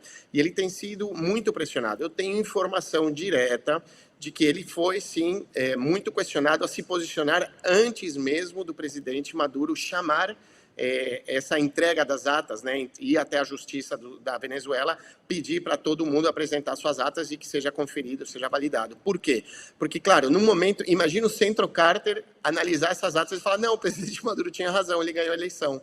Então, houve uma pressão sobre eles para se posicionarem, porém, eles são uma instituição sem fins lucrativos, financiada em grande parte pelo governo dos Estados Unidos e por algumas grandes grupos econômicos dos Estados Unidos. A outra questão da OEA, para você ter uma ideia, hoje o presidente Andrés Manuel López Obrador, presidente do México, ele não autorizou a participação da sua secretária de Relações Exteriores, né, lá são secretarias, não são ministérios, porque ele disse a OEA antecipadamente condenou, primeiro já falou que o vencedor foi o González, então para que vai convocar alguém para auditar alguma coisa se você já tomou partido? Isso é muito importante entender, por isso serve para entender a posição do Brasil, da Colômbia e do México, sendo países alinhados ideologicamente do campo progressista, que estão sendo muito cautos em também falar, presidente Maduro, ele tem todo o direito de dizer que ele ganhou, assim como a González também, então vamos lá, cadê as atas, vamos resolver isso daí. Então, se uma instituição como a OEA, que é uma instituição vetusta, antiga, absolutamente copada pelos Estados Unidos e que sempre funcionou para viabilizar golpes de Estado e invasões no nosso continente, e que já tomou postura contra o presidente Maduro, obviamente você não pode chamar essa instância para dirimir ou para fiscalizar. Agora também eu queria aproveitar a tua pergunta. É o seguinte, eu acho que nós, na América Latina, a gente tem que parar com essa mania de querer que os Estados Unidos e a União Europeia validem as nossas eleições. Eles não têm legitimidade, não existe uma legalidade, não existe nenhum marco político que faça com que os Estados Unidos, que tem uma eleição, um sistema eleitoral bizarro, porque é um país onde ganha eleição quem tem menos votos. Voto popular. O Trump ganhou a eleição com 3 milhões de votos menos do que teve a Hillary Clinton, e ele ganhou a eleição, assim como Bush filho ganhou a reeleição contra o Al Gore, com uma eleição roubada e publicamente roubada num estado administrado pelo irmão dele na Flórida. Então, esse país que invadiu, que matou o presidente, que bombardeia o mundo inteiro, não tem a legitimidade, primeiro porque também eles não são a polícia do planeta, então eles não têm que falar, olha, eu aceito ou não aceito um resultado, isso é problema deles. E a mesma coisa a União Europeia, que às vezes pinta como que se fossem mais humanistas, mas não, a União Europeia é um grupo de países que massacra a África, a Ásia, eles também interferem na democracia na América Latina, eles também roubam, eles também validaram o Guaidó, eles também cometeram uma série de atrocidades no planeta, eles não têm legitimidade para vir no Equador, na Bolívia, no Paraguai e falar, olha, eu aceito ou não aceito. Porque vocês são mais ou menos democráticos. Ainda mais uma região que tem rei. Existe monarquia. Então, um país que tem uma monarquia não vai falar para nós que nos independizamos de uma monarquia há 200 anos se a gente é democrático e não. Porém, a gente tem que, sim, apoiar os países do nosso continente, tem que existir uma irmandade no sentido de integração, porque a gente não pode ser tão suscetível à vontade política da Europa e dos Estados Unidos. A gente tem que ter capacidade para resistir a esse tipo de ação de desestabilização. Ótimo, Amaury. Eu tenho uma pergunta. Que órgão é que vai fazer esse tira-teima? A oposição tem suas atas, o Partido Socialista Unido tem suas atas. Quem vai ser esse tira-teima e que entidades podem ser chamadas na observação? O que é que você acha que vai acontecer? O jogo prático disso? Isso, o jogo é muito simples. Vou fazer uma analogia como funciona no Brasil. Imagina que, então, o presidente Lula, que tiver sua eleição questionada, ele vai até o STF, e o STF tem uma sala que se ocupa das questões da justiça eleitoral. Ele não vai no TSE, porque não existe um TSE na Venezuela. Sim. Existe um conselho, é tipo uma instituição que leva a urna, que traz, que conta, mas que no momento de uma disputa legal, jurídica, não é ela que toma a decisão, ela não tem uma instância jurídica. Essa instância jurídica é uma sala da justiça eleitoral dentro do STF da Venezuela, e é essa sala que vai se encarregar de verificar e validar todas as atas e tomar uma decisão para dizer ao Conselho Nacional Eleitoral, agora, quem ganhou a eleição foi tal pessoa, porque a gente já validou, então, por favor, faça o anúncio. Ou valida o resultado, ou muda o resultado, o que for. mas é essa sala de justiça eleitoral que está encarregada disso, não é o Conselho Nacional Eleitoral, que é uma das partes questionadas, inclusive pelo próprio presidente Nicolás Maduro, que pediu para ser convocada e para que ela apresente as suas atas, né? Porque lembra que são 4 vias, né? Para o Conselho Nacional Eleitoral, para o presidente Maduro, para a Corina Machado, para os outros candidatos. Cada um tem uma ata. Então, todo mundo vai apresentar e aí a gente vai fazer cruzar a informação, ver quem tem a razão. Maravilha. Muito bem, então. Eu quero agradecer a presença aqui do Amaury Chamorro, que é analista político, também especialista em América Latina, pela conversa aqui com a gente. Obrigada, Amaury, e até uma próxima. Um abraço.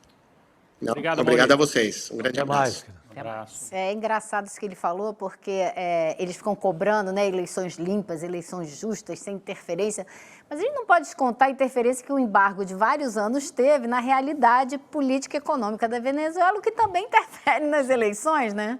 Agora, por outro lado, também, assim, só para colocar todas as cartas na mesa. Eu acho que a gente ia trazer o mesmo ponto. Vai lá. O Carter Center, né, que tem financiamento, é uma entidade lá dos Estados Unidos, ok? Mas foi convidado. O governo da Venezuela convidou e chancelou. Fez parte do acordo de Barbados. De Barbados. Então ele foi acordado ali, a Venezuela acabou fazendo essa teria concessão. tais e tais observadores. E em troca de retirada do embargo. E longe de mim fazer a defesa do Carter Center. Mas, em outras eleições, eles já estiveram lá. E quando a imprensa dizia, o Chaves rouba a eleição, o Carter Center foi um dos organismos que disse não.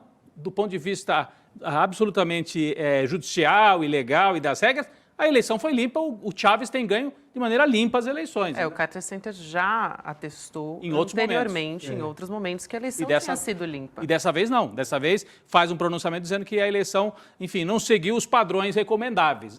Agora, a gente pode realmente dizer, e quem é o Carter Center? E quem são os Estados Unidos para virem dar lição para a Venezuela? Uma coisa, dá para discutir isso. Dá para discutir.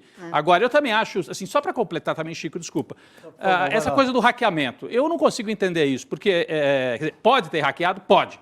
Mas então como é que eles sabem que teve 80% dos votos e que desses 80%, 51% foram para o Maduro? É porque tem algum resultado que foi registrado. O que eu entendi é que esse hackeamento aconteceu a partir de uma certa hora, não foi o dia inteiro. Não, mas cadê o que deu origem? Porque a 1h de foi domingo divulgado, foi divulgado um número assim no detalhe. Percentual no detalhe, vírgula tanto. Isso, vírgula alguma coisa, e 44, vírgula alguma coisa para o outro. Cadê os números que deram base a esse resultado geral? Cadê? Esse resultado, Por estado. O estado X, estado Y, Caracas, a região metropolitana. E você vê que realmente muita gente tem isso na mão, porque várias pessoas assinaram as atas. A ata, o Amaury explica aí, tem o partido, tem o chefe da mesa, tem representante do governo, não sei o quê. Que vão receber essa ata, vão assinar essa ata. Então, muita gente tem conhecimento dessa ata. É tanto que a oposição se baseia nesses mesmos números que estão em posse dos seus fiscais para dizer que venceu com 80%. Então, existe. Agora tem que botar esse papel na mesa. Aparentemente é isso que ele foi entregar para esse tribunal, né? Exatamente. Vamos ver. Inclusive, a gente agora, 7h12, né, no horário de Brasília, seria o tempo limite dessas 72 horas, que seria a apresentação das atas, né, que a gente vinha falando até o momento. Acho que isso já foi ultrapassado, né? Porque ele já foi para o tribunal fazer essa entrega, chamar todo mundo, convocar todo mundo para participar dessa validação ou não, recontagem, sei lá o que vai ser, né? Já se foi com Deus, mas é importante dizer aqui que a gente tinha, né, até o momento era essa... E a questão o argumento, né, o que vai, até que ponto Brasil, Colômbia e México, para pegar 3 personagens, 3 agentes mais importantes dessa história, vão se convencer. Inclusive... Com a decisão desse tribunal, vão se convencer.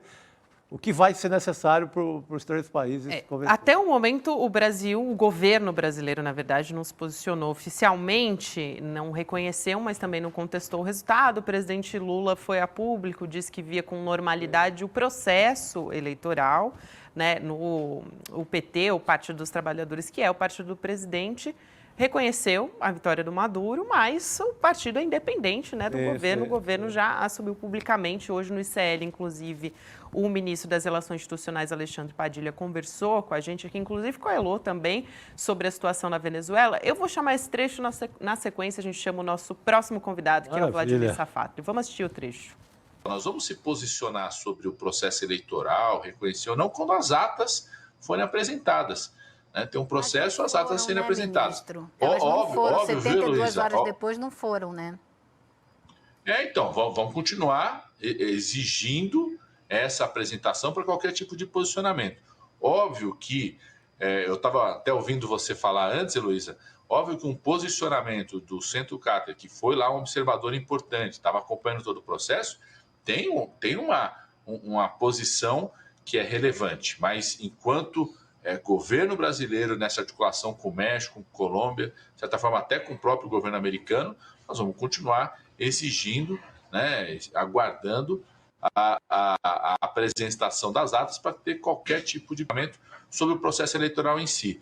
E sabendo da responsabilidade que o Brasil e que essa articulação conjunta com o México, com a Colômbia, com o próprio Estados Unidos, pode ter de fundamental para se resolver o conflito na Venezuela. O que a gente mais quer é que não tenha conflito na Venezuela, que aquele país possa se desenvolver economicamente, porque isso é bom para eles, mas é melhor ainda para o Brasil. E a fala do ministro Alexandre Padilha é isso, né? O governo, teoricamente, está alinhado, mas a gente vai conversar sobre isso agora com o Vladimir Safatli. A gente teve algumas outras posições a respeito disso, né? Vou chamar o nosso convidado aqui, o Vladimir Safatli, que é filósofo, já conversou com a gente aqui no ICL Notícias. Safatli, boa noite. Professor, seja muito bem-vindo aqui ao ICL. Prazer te receber mais uma vez. Boa noite, prazer é meu. Boa noite a todos e a todas que estão aí na mesa. A gente veio falando aqui agora há pouco, inclusive conversando com a Maurício Chamorro, sobre a situação na Venezuela, que divide opiniões dentro do nosso campo progressista, inclusive no governo Lula também, né? Sim. Não é só o nosso chat, dentro do governo Lula também, a gente já falou sobre isso. Aqui, ontem, em entrevista ao Guilherme Amado, do portal Metrópolis, a ministra do Meio Ambiente, a Marina Silva, ela se posicionou, ela disse que a Venezuela de Nicolás Maduro não é uma democracia. A gente acabou de ver a fala do ministro Alexandre Padilha. Vamos assistir agora a Marina Silva falando a respeito disso. Vamos ver. Um regime democrático pressupõe que as eleições são livres, pressupõe que os sistemas são transparentes, pressupõe que não haja nenhuma forma de perseguição política ou de tentativa de inviabilizar com que os diferentes segmentos da sociedade que legitimamente têm o direito de pleitear, né, chegar ao poder, né, não venham a sofrer qualquer tipo de constrangimento ou impedimento. Na minha opinião pessoal, eu não falo pelo governo, não se configura como uma democracia, né? Muito pelo contrário, acho que temos que ter uma situação em que você já decreta a posse e o Brasil está muito correto quando diz que quer ver o resultado eleitoral, os mapas, todas as comprovações de que, de fato, houve ali, né, uma decisão soberana do povo venezuelano. Quem se pronunciou também foi o ex-ministro José Dirceu. Ele saiu em defesa do Nicolás Maduro e nas redes sociais ele ponderou, ele fez o seguinte, ele disse que a divulgação das atas é necessária, só que ele disse que não se pode partir do princípio que o Maduro só venceria numa eleição fraudada. Ele também comparou esses questionamentos todos da Venezuela, né, na Venezuela, aliás, aos feitos por Jair Bolsonaro no Brasil e Donald Trump nos Estados Unidos também. Aliás, um adendo aqui, antes de chamar essa fala do Dirceu, que ele está internado, né? O Zé Dirceu, ele postou agora há pouco nas redes sociais, ele foi internado com suspeita de insuficiência coronária e vai fazer um cateterismo, diz que está tudo bem, colocou uma postagem nas redes sociais para tranquilizar as pessoas, dizendo que logo já vai estar na luta, e você está vendo a postagem nas redes sociais, daqui a pouco estarei na luta com vocês novamente, então a gente deseja aí as nossas melhoras para o ministro José Dirceu. E sobre a Venezuela, o que ele disse foi o seguinte, o discurso de desconfiança foi imediato, mas já vimos esse filme antes. Somos experientes em relação à alegação de fraude eleitoral perante a derrota. E ele cita Bolsonaro, né? Antes também Aécio Neves, você está vendo aí na sua tela, e até o Donald Trump apelou para a fraude, diz o José Dirceu. Vamos lá, professor, quero ouvir sobre todas essas vozes, né, dissonantes do campo progressista e como você tem acompanhado essa situação na Venezuela, que hoje a gente teve o que, né, o que a gente tem de mais novo é o posicionamento do Carter Center a respeito disso. Tá. Bem, inicialmente eu queria agradecer então esse convite, para mim é um prazer estar aqui com vocês. Eu acho que a situação venezuelana ela exige da nossa parte uma análise mais complexa e também uma análise mais fina sobre as várias nuances da situação. Eu acho que, por um lado, eu começaria dizendo o seguinte, o regime venezuelano é uma revolução popular degradada, isso para mim parece bastante claro, certo? Ele foi uma revolução necessária dentro de um processo de tentativa de quebrar a estrutura completamente oligárquica da sociedade venezuelana, certo? Então, eu acho que há uma legitimidade desse processo, né? É sempre bom lembrar essa oligarquia é uma oligarquia golpista, organicamente golpista, ela já tentou golpe várias vezes, das piores maneiras possíveis, certo? Então isso não pode ser esquecido de forma alguma. Você tem todos os processos de embargo também que foram muito violentos contra a Venezuela. Agora, por outro lado, o processo venezuelano, desde o início, foi um processo muito militarizado, baseado na estrutura militar, graças exatamente à posição do Chávez. Ele foi um processo bonapartista, ele foi um processo muito complicado do ponto de vista realmente da Constituição e daquilo que a gente esperava, que era um socialismo democrático, né? Então, que se chegue nesse ponto de impasse não me é nem um pouco estranho, porque a gente fica numa situação onde as duas posições são ruins, né, eu diria. Quer dizer, o governo Maduro é um governo que não só, em várias situações, atirou contra a sua própria população, mas ele também acabou engendrando um processo no qual praticamente 25% da população venezuelana saiu do país, né? Então, assim, a gente não pode negligenciar esses elementos, eu acho que são elementos muito fortes. Por outro lado, a gente sabe muito bem que a oposição venezuelana é o que há de pior, né, no continente, né? Quer dizer, seus vínculos são vínculos orgânicos com os piores movimentos de extrema-direita que hoje fazem parte do nosso cenário latino-americano. Basta ver qual foi a reação do governo argentino, a reação do governo peruano chega a ser uma piada, chega a ser uma coisa assim, é uma brincadeira, quer dizer, é um governo completamente ilegal, completamente ilegítimo, que tomou o poder da pior maneira possível e acha que pode falar alguma coisa sobre algum governo. Então tem toda essa questão, né? E eu entendo a posição brasileira.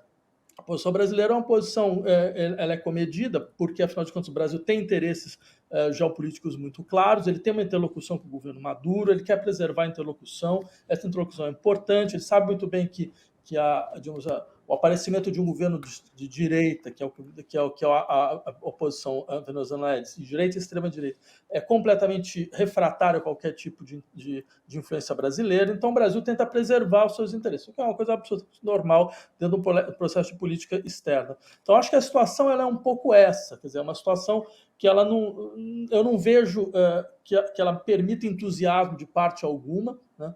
Acho que ela exige uma certa contenção das nossas análises, mas ela é uma situação extremamente complexa que mostra também um pouco o que foi a história desse processo de tentativa de transformação social latino-americana, do qual a Venezuela fez parte em um certo momento, né?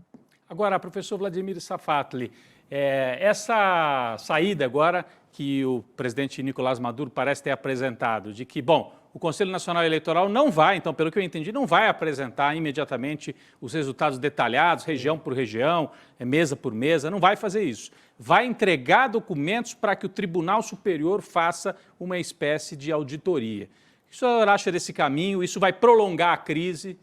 O que a gente pode entender que vai acontecer, o cenário para a Venezuela ao longo das próximas semanas? Por outro lado, a gente viu que hoje as manifestações de rua diminuíram um pouco. Parece que baixou um pouco a fervura na rua. Você tem 10 mortes, né? Já tem 10 mortes, né? Mas é isso, o caminho nas próximas semanas. Sim. Veja, eu utilizaria as palavras do presidente da Colômbia, o Petro, que está longe de ser alguém que estranha o nosso campo de esquerda, que de fato falou, olha, a única maneira de você ter uma legitimidade mínima desse processo é a apresentação das atas, né, da maneira mais transparente possível. Então, acho que isso vai trazer consequências. Agora, uma coisa é certa, qualquer coisa traria consequências nesse cenário venezuelano, né? Mesmo que ele tivesse efetivamente ganho com 80% dos votos, certo? Ou tivesse perdido com 80% dos votos, qualquer situação depois desse processo eleitoral seria uma situação não reconhecida por outros atores, ou seja, e também por certos atores da comunidade internacional. Então, a situação venezuelana é, de fato, uma situação, sabe, terminal, no sentido de que não há nenhuma saída de conciliação, de pacto possível, mas o processo ele se esgota, mas efetivamente você não tem uma alternativa, nenhuma alternativa que seja minimamente sustentável, então ele tenta, bem, ele vai ser assim, você vai ter situações cada vez mais artificiais, é o que me parece, né? Até um momento que a gente não sabe muito bem o que pode acontecer.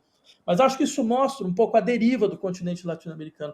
Eu insistiria nesse aspecto, porque dentro de situações como essa, a gente tem uma tendência a tomar imediatamente uma posição, um partido, e não querer avaliar o que está de fato em jogo. O que está de fato em jogo é a deriva do processo do projeto progressista latino-americano. Em algumas situações a gente conseguiu recompor forças, o caso colombiano é um caso interessante, por mais que ele seja tensionado, mas ele é um tensionamento de outra natureza, e o caso venezuelano é um caso que se degradou. Chico? Professor, existe algum outro exemplo parecido, exemplo histórico parecido com o que vive a Venezuela? Porque o impasse total, porque o Maduro vai levar para esse tribunal, o tribunal vai dizer que ele ganhou a eleição, a oposição vai dizer, é um tribunal chavista, não reconhecemos. OEA, o Centro Carter, todo mundo vai manter na mesma posição, ou seja, não tem saída. Não tem ainda por cima, eu diria, ainda tem um elemento terrivelmente complicador, que é a opinião, as forças internacionais, né, elas agem para a desestabilização do governo venezuelano, isso é claro, né? Quer dizer, ao invés de ser uma força de contenção, o Brasil está tentando fazer um pouco esse papel. Brasil, México, eles estão tentando fazer um pouco esse papel, mas o resto, quer dizer, os restos atores internacionais, Estados Unidos na frente, a mesma União Europeia, a Espanha, eles são forças de desestabilização, porque é um governo que tende a compor com outro grupo. Ele tende a compor com o grupo da Rússia, o grupo da China, que é exatamente o grupo que hoje faz uma espécie digamos assim, de luta de vida e morte, certo? De quebra de hegemonia global. Então, a Venezuela foi pega nesse processo também. Tem isso. É terrível para o povo venezuelano, porque eles não têm saída, a verdade é um pouco essa. Eu não vou mentir, não tem nenhuma saída que seja boa nesse caso. Tanto que você tem China e Rússia imediatamente, sem ata, sem querer nem ver ata, não quero ver nada de Venezuela, já veio de apoio, né? Claro, porque é um interesse geopolítico claro, né? O senhor ia complementar? Não, eu ia dizer exatamente a mesma coisa, né? De fato, ela está presa dentro de um jogo geopolítico que lhe ultrapassa enormemente, né? E o que é algo terrível para o povo venezuelano. Agora, me parece que o Brasil está tentando ainda, junto com Colômbia, México, e dizendo que está coordenando com o Departamento de Estado, uma maneira de fazer uma transição viável, mais suave, que segure a situação da Venezuela, porque o Brasil, obviamente, tem interesse que ali fique não só evitar o avanço da extrema-direita ali, mas também garantir um mínimo de tranquilidade, porque vai espirrar para a América Latina inteira. Agora, nesse processo, eu não sei se o senhor teve a possibilidade de prestar atenção, mas a impressão que eu tenho é que a imprensa brasileira bota uma lenha nessa fogueira com todo o objetivo possível e imaginário de também usar essa crise para minar o presidente Lula. Eu diria o seguinte, a imprensa brasileira tem partido dentro das questões internacionais, isso é uma pena mesmo, né? É uma pena, eu digo isso de uma maneira um pouco cordial, né? Porque na verdade a gente sabe por quê, né? Mas eu diria que o Itamaraty ele procura fazer a única posição possível dentro desse processo, né? Ele procura jogar um pouco uma carta de realpolitik, que é um pouco a única posição possível, que vai fazer o quê? Vai dizer, não, de fato... até porque a gente nem sabe qual foi realmente o resultado efetivo. Aquilo que o Zé Dirceu levantou tem uma certa racionalidade. Dizer, olha, você não pode partir do pressuposto que a eleição ela foi roubada desde o início, né? Mesmo que haja uma série de elementos. Esse elemento de você não ter acesso às atas é um elemento terrível, né, para qualquer legitimidade de qualquer processo que seja, né? Agora, eu diria o seguinte, dentro desse horizonte, o que sobra ao Brasil é um pouco tentar fazer essa mediação que você descreveu muito bem, que é olha, impedir que o pior aconteça, que a Venezuela seja tomada por um governo de extrema-direita, que vai se aliar às forças mais reacionárias do continente, inclusive fortalecendo as forças mais reacionárias do próprio Brasil. Isso. A gente já está numa posição extremamente delicada, então assim, é uma questão de vida ou morte, para o Brasil também, é importante deixar isso claro. Né? Agora, por outro lado, a gente é um governo indefensável, a verdade é um pouco essa, é um governo difícil, não tem como defender o governo Maduro durante todo esse processo. Né? É um processo que se degradou de maneira muito, muito, muito visível. Então o Brasil tenta achar uma solução quase impossível, mas nessa situação é o que tem para hoje, a gente diria assim. Ele vai tentando, um pouco como foi descrito, criar uma situação minimamente favorável para algum tipo de pluralidade eleitoral real possível, né? Mas sem fortalecer os piores atores do processo. Professor Vladimir Safatli, quero agradecer, professor, sempre uma voz tão lúcida em meio a esse caos que a gente está vendo aqui na Venezuela e também que nos afeta, né, a todos aqui na América Latina. Quero agradecer ao professor Safatli, é filósofo, é professor da USP também, sempre um prazer te receber, professor, um abraço. Autor de um livro chamado O Alfabeto das Colisões. Excelente, recomendo esse livro, muito bom mesmo. Saiu merchandising, eu não teria coragem. Por favor, é necessário. Mais do que necessário e merecido. É um problema meu. Obrigada, professor. Até a próxima. Bom, a gente daqui a pouquinho vai ter o curso, né, que já foi transmitido no último domingo, a aula Hackeando o Sistema do curso do Empreendedor Mestre. A primeira aula, você vai ter a chance de assistir, de reassistir, na verdade. Você que vai assistir também pela primeira vez, a partir de agora, você pode fazer a sua inscrição, vai ser daqui a pouquinho, daqui meia hora, 8 horas da noite. Então, se inscreve em icln2.com.br para poder assistir essa aula com o Edu. Vai começar já, é sua última chance. Agora, você continua aqui no link para assistir. Vai começar a rodar um cronômetro em 30 minutinhos. Você pode tirar esse tempo aí para dar uma relaxada, dar uma respirada e volta. Depois de tanta notícia, né? Agora é o momento. E nos despedimos dessa bancada. Relaxa e volta. Relaxa e volta o guerreiro. Eu digo isso porque hoje é o dia do orgasmo. O calendário internacional nos lembra. Encerramento chave de ouro. O calendário internacional, o calendário nos lembra. Eu sou obrigado a colocar na mesa, né? Obrigada. Esse daí vai pro Prensadão ICL. Alô, Bernardo Cotrim. Já pega. Já pode fazer o recorte aí. O país está precisando. A gente ficou muito tempo só falando de morte, está precisando de Eros. Viva Eros. A política de Eros. E Bacos. Exatamente. É com essa que encerramos o Telenotícias. E não é nem sexta-feira ainda. Fala, turma! A nossa aula sobre empreendedorismo e negócios no domingo foi um sucesso estrondoso, né? E as pessoas puderam finalmente ter uma aula sobre empreendedorismo e negócio com ciência, com conceitos práticos, com regras para elas poderem aplicar na empresa delas a partir dali. E isso, eu já estou recebendo mensagem de pessoas que já estão notando diferença. E a gente está falando do negócio que acabou de acontecer. Foi realmente maravilhoso. Muita gente está pedindo para a gente poder passar de novo essa aula. Elas queriam assistir, precisam dessa aula.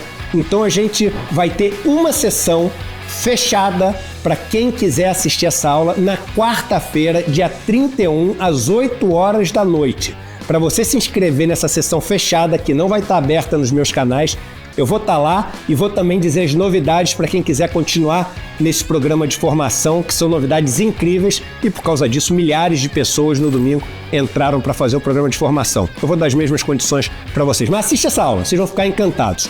Quarta-feira, 8 horas da noite, fechada só para quem se inscrever gratuitamente aqui. Um abraço.